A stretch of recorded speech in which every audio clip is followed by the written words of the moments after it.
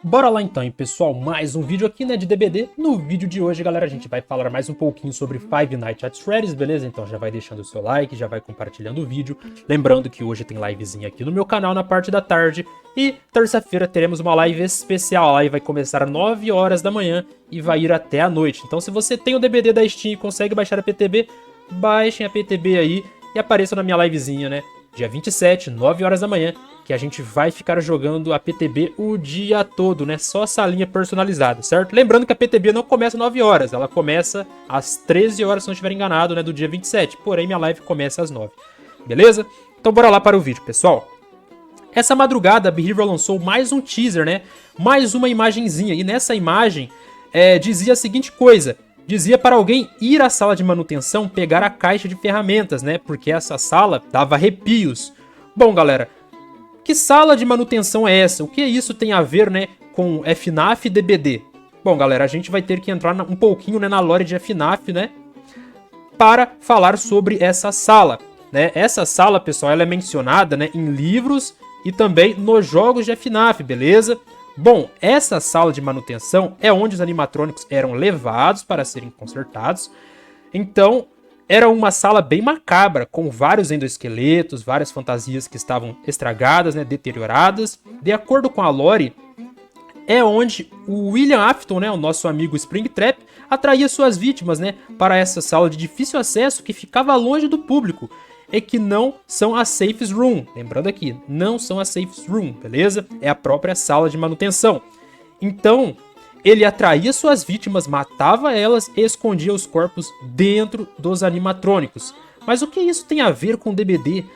Por que isso foi mencionado? Talvez isso tenha a ver com a nova mecânica inédita que a Behaviour mencionou na live de aniversário, né? Que seria exclusiva para essa DLC, beleza? Imagina só, se eles tirassem os ganchos e ao invés dos ganchos, o sobrevivente fosse colocado dentro de um traje Springlock e precisasse remover esse traje como se fosse uma trap da Pig, por exemplo, só que um pouco mais elaborada, né? O sobrevivente, né, precisaria remover esse traje, né, senão ele seria morto, né, esmagado, tal como William Afton morreu no traje de Springlock, dele. Então, ao invés de ganchos, os sobreviventes teriam, né, que sair desse traje sozinho ou com a ajuda de alguém, porque se você reparar bem no post, ele fala para alguém ir na sala de manutenção pegar a caixa de ferramenta. Então, outra pessoa tem que ir, certo? Então, pode ser que o sobrevivente não consiga remover sozinho, né? Precise de ajuda para sair, certo?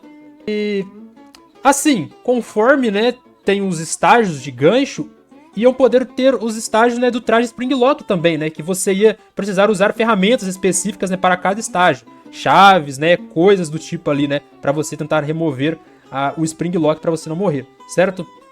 Não sei, ou também pode ser que seja apenas ali, né, salas, né, com easter eggs, né, aí seria uma fraude, né, com salinhas ali com jumpscare também, ou algo do tipo. Só que assim, cara, eu acho que eles não teriam enfatizado isso, né, num teaser, né, porque o teaser, ele dá informações sobre a DLC, né, então eu acredito que isso vai envolver uma mecânica nova, né, certo? Uma mecânica exclusiva ali para o Springtrap, certo?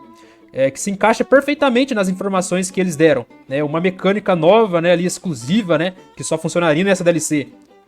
Então, ao meu ver, faz total sentido, né, assim como também pode ser, né, só ali uma fantasia nossa e no fim das contas não ser nada disso que eu estou falando aqui neste vídeo.